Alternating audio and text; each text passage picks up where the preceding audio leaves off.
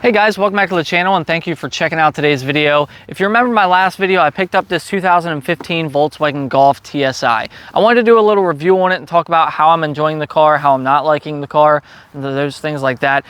If you don't know already, I had to sell my 2019 WRX to get this 2015 Golf. Basically, I sold it because I broke my arm. It wasn't really a fun time, but here we are. So I've been enjoying the car. It's a really great car. Basically, I got this for half the price of my Subaru. So I bought my Subaru for $15,000 with about 80,000 miles on it and an R title.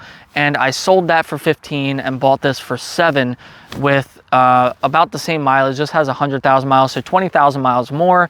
And this has a clean title. So going from a $15,000 WRX to a $7,000 Golf, what's the difference? Now, you can pick up a 2015 base model WRX with over 100,000 miles for a little bit less. You might pay like between 10 and 12, but this thing is still a lot cheaper.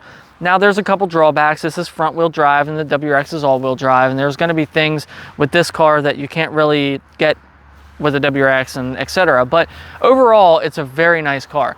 And I'm very pleasantly surprised, mind you. I've never been a Volkswagen guy. I've always been a Subaru guy. I've always kind of talked smack on Euro cars. I thought BMWs and Volkswagens and all that stuff was just stupid. And you hear all the horror stories about working on them and how difficult they are to work on, etc. And it really scared me away from buying one of these for a really long time. I never even considered one. But when I was looking for a used car and I saw this, I was like, oh, it's a hatchback. It looks really clean. It's affordable. It's a manual. It's still got turbo in it. I'll check it out. Then I was pleasantly surprised when I went to pick up the car and realized it was heavily modded. Well, not heavily modded, but it has a upgraded turbo, downpipe, intake, big brakes, upgraded clutch, and a APR stage 3 tune. So this car stock makes about 170. This one is making, APR says like 315 horsepower on 93. I'm not gonna dyno it. I don't care enough to. I'm not trying to prove anything. It's just a fun car. Now, it is front wheel drive, so you'll roast the crap out of the tires on first, second, and like the start of third, but it's still fun. I haven't really been too hard on the car, and unfortunately I had a pretty catastrophic failure and I already had to rip the transmission out of the car. So I'm not going to blame the car at all. I'm going to blame the aftermarket clutch and maybe even the guy who installed it. I don't know. I don't know how the car was used and abused before I had it. I don't know how long ago this clutch was put in, but basically it had an aftermarket South Bend clutch, and one of the rivets on the clutch, from what I can tell, the failure point is one of the rivets broke and the clutch disc basically came apart. And it was allowing me to somewhat still drive the car, but not really. The clutch disc was just destroyed. All the springs came out of it and everything. So I got a new clutch, put it all back together. It's driving great. Now, in working on this thing, I realized a lot of things. There is some truth to the nightmare of working on Volkswagen and Euro cars in general. And that is that they do have a lot of special tools. And they're not even that special, but if you're not prepared for it, there's a lot. So I had to buy triple square bits, I had to buy Torx bits, I had to buy hex bits. Like, there's a bunch of weird stuff that I don't normally need on a Subaru. But overall, it wasn't that bad. I might have spent like $50 to $100 in tools, but it's stuff that I have in my garage now, and I'll be prepared to do almost anything on this the next time I have to work on it. So it's really not that bad, but when you first come into it, you're like, what the hell? I mean, everything you touch is a Torx bit, or it's just weird, and you're like, this sucks. But once you have the tool for the job, it's not bad at all. It's just changing your mind and your perspective a little bit. But anyways, let's jump into the review. Enough talking about working on it. They are a little difficult to work on, but not nearly as bad as you think. So don't think that doing an oil change in this thing is going to make you lose your mind. It's no different than a regular car. But the driving experience, coming from the WRX, this thing handles just as good. Being a hatchback, it's a little surprising. This isn't really designed to be a sports car. This is technically the base model of the Golf. So this is the Golf TSI S, then there's the Golf TSI SE, then there's the Golf GTI, which is a performance version, and then if you want all-wheel drive, you have the Golf R. So this is basically a base model. And you could also get this car in a turbo diesel. How cool is that? You're not going to get a diesel with Subaru. So if you didn't want the base model version of this, or you didn't want the GTI, or you didn't want the Golf R, you get a freaking turbo diesel. And maybe you want to put a hood exit and roll freaking coal on people. I don't know. Yeah, but you could get a turbo diesel where you get an engine that's going to last 300,000+ miles. So if you want a really long lasting, and you could get a wheat. I don't know what noise I just made, but you could also get this in an electric car. That's something I forgot about. They made a Golf E. I seen one of them when I was looking for a car, and I decided I might get one of these. I found this car, I found a turbo diesel, but there was a Golf E, and I was like, what is that? It's an electric, a fully electric Golf in the same body style, but it's fully electric.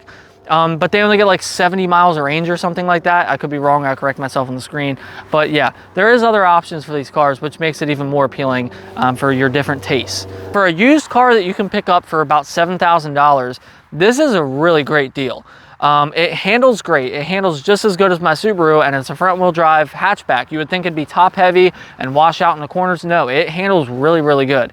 The interior is great. It's really comfortable. It really feels higher tech. For a 2015, it's really up there. You have lumbar support on the seats. Well, you don't have that in your Subaru. If you want to, you got to get a little stupid freaking pillow. It's got the power seats. They're leather. Everything's nice. It's got ambient lighting, so everything at nighttime lights up. You have a nice touchscreen that's got like capacitive, like if you get your hand near the screen, it actually like moves the screen without you even touching it. It's got all kinds of cool storage. There's actually a storage bin underneath the freaking driver's seat. There's a storage bin next to the steering wheel. The pockets in the doors are lined with carpet. So like nothing in there is really rattling around, making noise, scratching it all up, and it actually looks pretty nice. The glove box has air conditioning. If you want to put your cold drinks in there on a road trip and turn on the AC, it'll keep your drinks cold. You don't get that in the Subaru. It has a disc changer, CD player in the glove box. It's got really good features. The inside is super comfortable, and if you lift the hatch up, it's got all the stuff an SUV would have. You have a power port in there. You have different things to hang up grocery bags, little hooks and stuff. And then to open the hatch, you actually push in on the Volkswagen logo and it pulls up. The only thing I don't like about this car being a 2015 is it doesn't have a backup camera. But for the price of this car being half of what the WRX is, this thing is awesome, like really awesome. And I'm enjoying it a lot.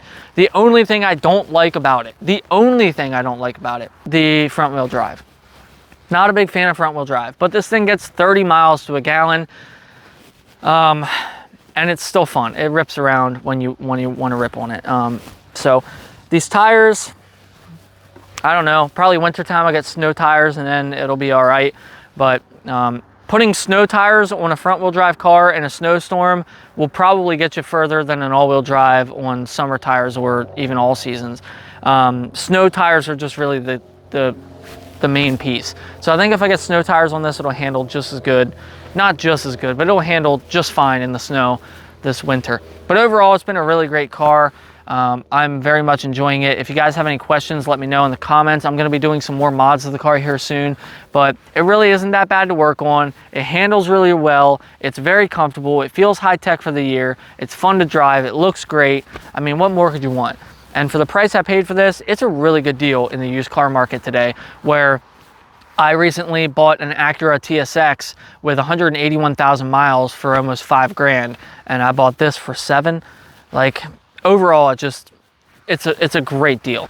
Now, as far as the future of the channel goes, I have a couple more things coming for the car, and maybe I'll actually film those. I didn't film the transmission install because I knew it would take twice as long if I filmed it, but I have a radio coming for the car. I'm going to upgrade to like an Android radio, and that might be complicated in this, I don't know. But there's all kinds of little stuff that I want to do to the car when I get time. With the cold weather coming up, you know, I got to prepare it for winter and all kinds of fun stuff. So I'll be doing those videos here soon, hopefully. And I do plan on getting another Subaru. It's just going to be a little while. I'm not sure what I want to get, but I got to start saving for it. And every time I start saving for it, something stupid happens and I go backwards, but that's life. And I'll get there eventually. But yeah, that's my review on my 2015 Golf. I would rate this car an 8.9 out of 10. Let's just rate it a 9 out of 10 for what it is. It's great. It would be perfect if it had all-wheel drive. If this thing had all-wheel drive, it would be perfect. It's such a smooth riding car, and I love this car. So when I do get another Subaru, I'll probably keep this thing around. That's going to be it for today's video, guys. I'll see you in the next video.